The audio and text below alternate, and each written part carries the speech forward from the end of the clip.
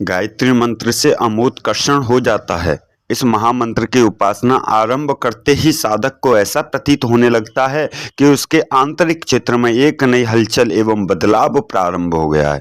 सतोगुणी तत्वों की अभिवृद्धि होने तथा दुर्गुण को विचार दुस्वभाव एवं दुर्भाव घटने आरंभ हो जाते हैं और संयम, नम्रता, पवित्रता, उत्साह, श्रमशीलता, मधुरता, ईमानदारी, सत्यनिष्ठा, उदारता, प्रेम, संतोष, शांति, सेवा भाव, आत्मीयता आदि सद्गुण दिन प्रतिदिन बड़ी तेजी से बढ़ते हैं और फल स्वरूप अन्य लोग भी उसके स्वभाव एवं आचरण से संतुष्ट होकर बदले में प्रशंसा, कृतज्ञता, श्रद्धा एवं सम्मान के भाव रखते हैं।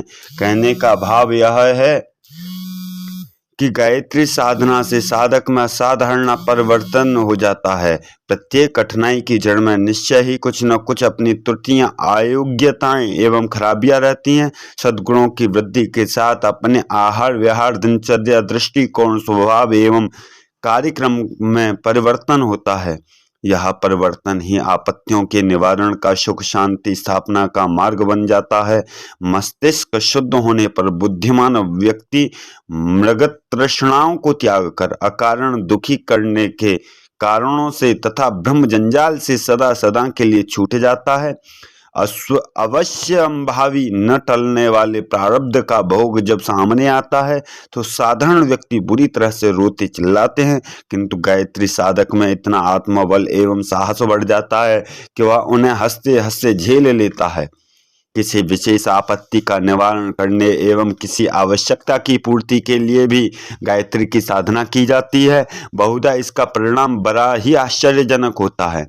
वस्तुतः गायत्री साधना आत्मबल बढ़ाने का अचूक आध्यात्मिक व्यायाम है।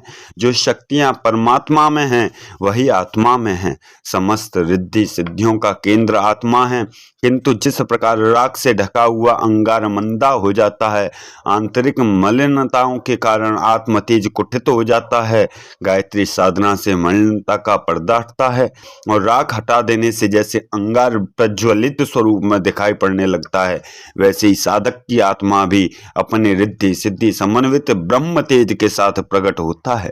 योगियों को जो लाभ दीर्घ काल तक कष्ट साध्य तपस्याएं करने से प्राप्त होता है, वही लाभ गायत्री साधकों को स्वल्प प्रयास से ही प्राप्त हो जाता है। गायत्री साधना में अमोत्कर्षण का गुण इतना अधिक है कि उससे सिवाय कल्याण और जीवन में सुधार को कोई अनिष्ट नहीं हो सकता। प्राचीन काल में महर्षियों ने बड़ी बड़ी तपस्याएं और योग साधनाएं करके अणिमा, महिमा आदि रिद्धि सिद्धियां प्राप्त की हैं। उनकी चमत्कारी शक्तियों के वर्णन इतिहास के पुराण भरे पड़े हैं। वह तपस्या और योग साधना उन्होंने गायत्री के आधार पर ही की थी। आज भी अनेक महात्मा मौजूद हैं जिनके पास देवी शक्तियों और सिद्धियों के भंडार हैं। उनका कथन है कि गायत्री से बढ़कर योग मार्ग में सुगमता पूर्वक सफलता प्राप्त करने का दूसरा कोई मार्ग नहीं है।